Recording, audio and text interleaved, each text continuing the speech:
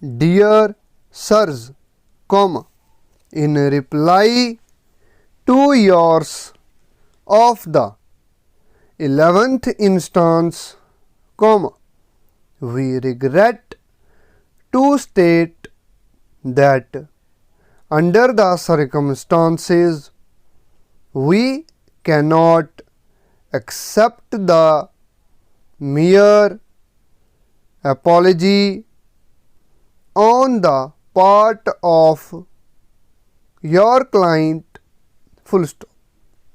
This conduct of your client has been a source of annoyance for a considerable time, and in spite of our requests that such conduct should cease, and notwithstanding the fact that legal proceedings have been threatened, the statements of which we complain have continued, full stop. From first to last, we have been face to face with inconvenience in consequence of your client's attitude, full stop.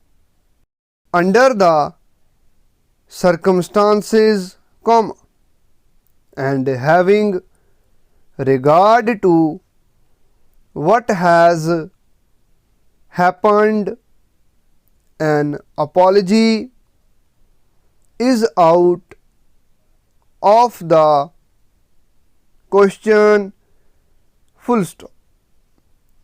On the contrary, we shall be compelled to seek redress in the law courts in respect of your client's statement, and shall instruct our solicitors to take action forthwith, unless your client is prepared to pay the amount of damages claimed, full stop. Yours truly, close.